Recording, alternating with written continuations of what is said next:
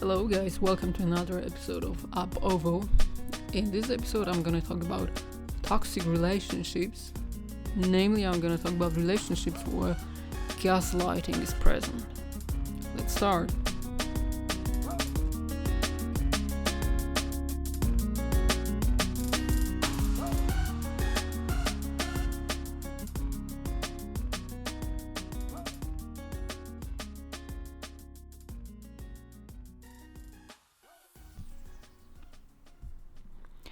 So, we all know that relationships can be good.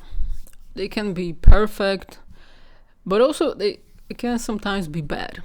And our relationships also have their own dynamics. So they can never be, they can be very satisfying at first, but then, because we are all changing and developing, the relationship can also develop into something much better, or sometimes into something much worse. Where relationships are very individual cases, so on average they last about 10 years according to research. However, this is very approximate assessment because there is a phenomenon called the 7-year itch, which refers to marriages that end after approximately 7 years. There is a visible peak in divorces around the 7-year mark, but now people are talking about the 4-year itch because recently there's been a change in relationship dynamics, and it turns out that the 4th year of marriage is the most crucial, with the highest peak in divorces occurring after 3 to 4 years. But regardless of this, what I want to say is that marriages and relationships in general can be good or bad, that you're open. We can be in same-sex relationships, different-sex relationships, open relationships, and so on. But today I want to talk about toxic relationships, and namely I want to discuss the phenomenon called gaslighting. And by toxic relationship, because I have to explain it first, by toxic relationship I mean something that is truly detrimental to us. This is not just a bad relationship or a relationship that doesn't give us satisfaction or doesn't help us develop. By a toxic relationship, I mean something that is slowly but very effectively destroying us.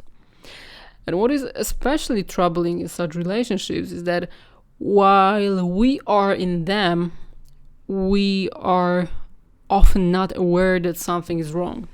Emotionally, we know that we are unhappy, that there are a lot of arguments, and that there's tension between us that isn't positive.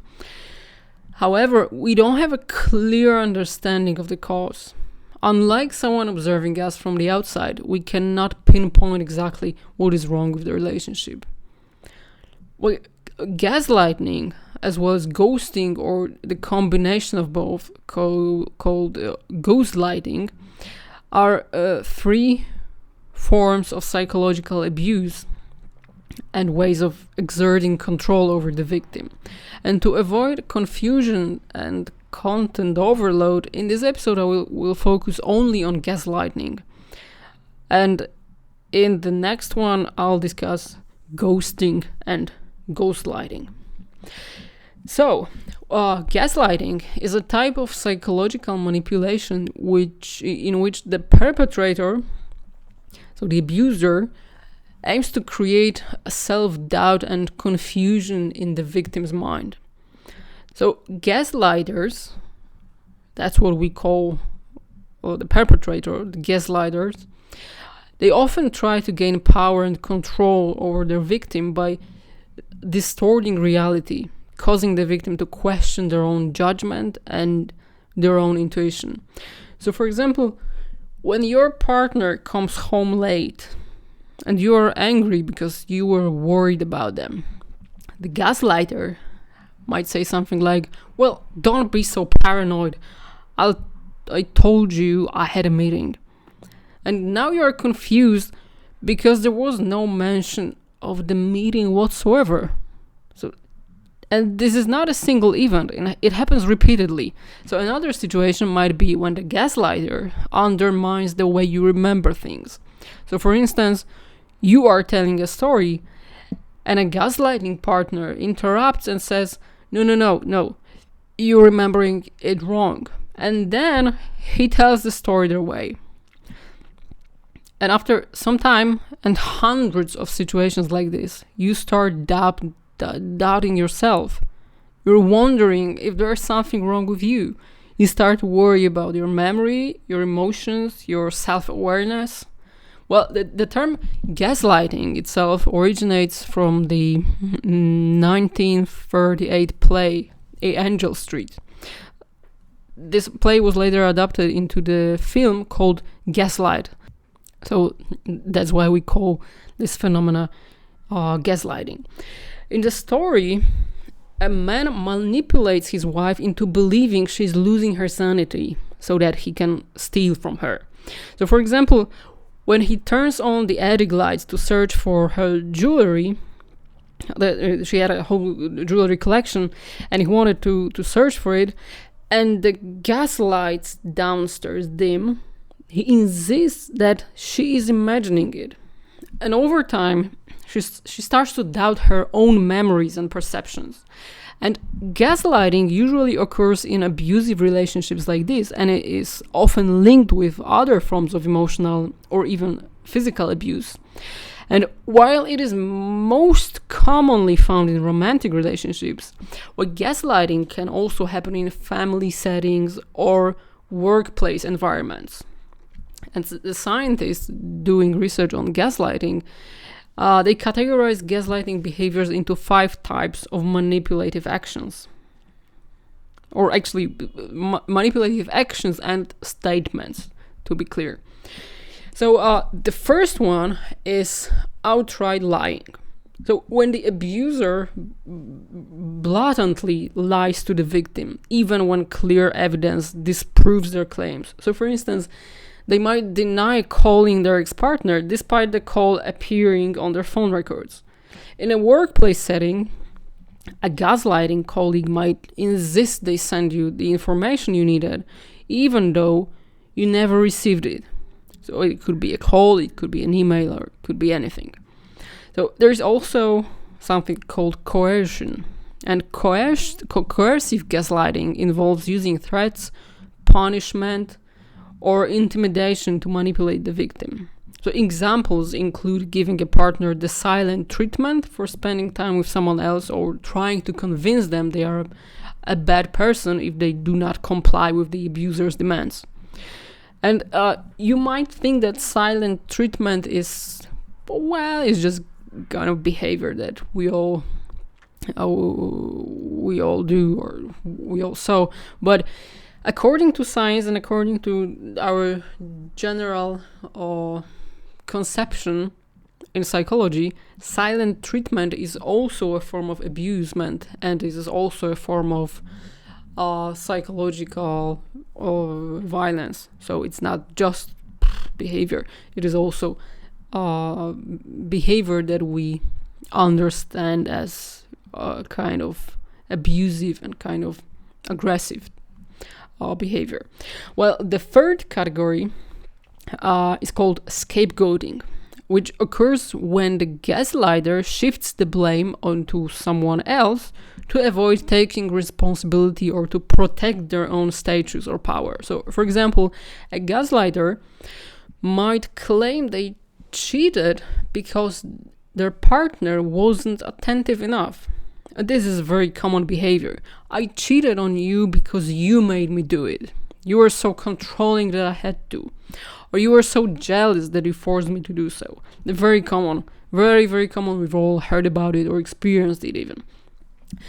The penultimate category is reality questioning, known also as reality manipulation. And this type of gaslighting is particularly damaging to the victim's mental health because it instills self-doubt and confusion. So the abuser might insist that the victim is remembering things incorrectly, or accuse them of being crazy for not recalling an event or a conversation that never happened.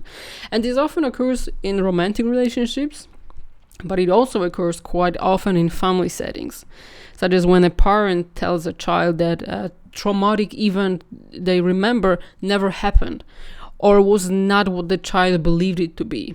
And this is possibly the most destructive behavior from the perspective of mental health, because people are telling you that your reality, something that you remember, something that you experienced, it wasn't true. So you don't know who should you believe, yourself or people.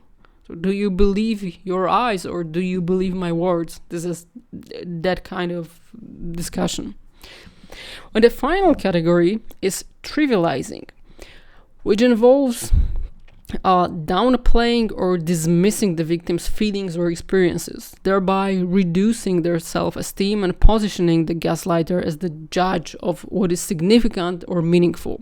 So in romantic relationships, the abuser might accuse their partner of being overly sensitive. They accuse their partner of being overly sensitive when they express their emotions or belittle their interests outside the relationship, such as hobbies, work, or friendships. So, for example, the perpetrator, so the gaslighter, might say that partner's friends are stupid, their hobbies are trivial and meaningless, and so on. And constantly being told that you are wrong or confused or crazy can have devastating impacts on a victim's mental health and, of course, overall well-being. And gaslighting often leads victims to question their own reality, their own beliefs, leaving them feeling isolated and powerless, and most of all, too ashamed to ask for help.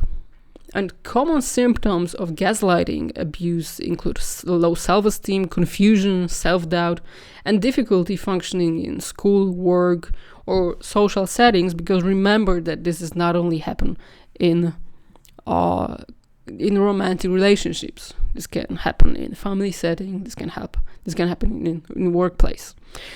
As a result, those who experience gaslighting are at a high risk for anxiety, depression, or even suicidal thoughts. And the young adults who already suffer from these conditions before the emotional abuse may be particularly vulnerable to gaslighting, which can further worsen their mental health issues. And they might also start to believe they are mentally unstable as their abuser constantly questions and belittles their beliefs, perception, or viewpoints. And furthermore, even after leaving an abusing relationship, which I must say is not so easy for many people who have been gaslighting, people who have been in such relationships often continue to struggle with PTSD and find it difficult to trust both others and themselves.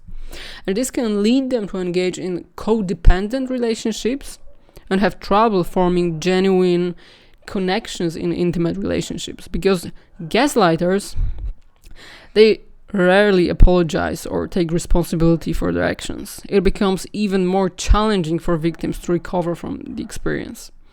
And you might wonder why people do it. What's wrong with people who are gaslighters? As this is not a healthy behavior, it's not surprising that gaslighters often suffer from mental health disorders and may have developed manipulative behaviors as a response to childhood trauma, for instance. If they only received attention or affection through lying or manipulation, they might continue these patterns into adulthood. And in some cases, gaslighting is linked to narcissistic personality disorder, and it is also sometimes associated with psychopathy or another psychological condition. Individuals with narcissistic behaviors exhibit traits that can lead to gaslighting, such as constant need for admiration and attention and lack of empathy. So therefore, it's unrealistic to expect remorse from them because they are not familiar with such emotions or such feelings. And usually, to summarize this case, the best way to protect yourself from an abusive gaslighting relationship is to end it completely. to totally cut it. And this might, of course, seem harsh, but in relationships that are detrimental to your mental or physical health, there is often no room for effective therapy while staying in the relationship. So the first step should be individual therapy for both partners. However, as long as they remain together, therapy is almost certain to be ineffective. So this is like conducting a therapy. For example, when you have an alcoholic patient who's working at a pub, it is almost 100% that therapy will be ineffective if he continues to work in a pub. So he must change the job to completely cut his relationship with alcohol. He can't see it, he cannot smell it, he cannot feel its presence around. And the same thing is with abusive relationship. We need to stop it before we do anything else. And I hope this episode was interesting to you. Of course, you can reach out to me via social media or an email. If you're interested in some particular issues of psychology, please write me a message, so I will be happy to provide an episode about it. And until next time, bye bye.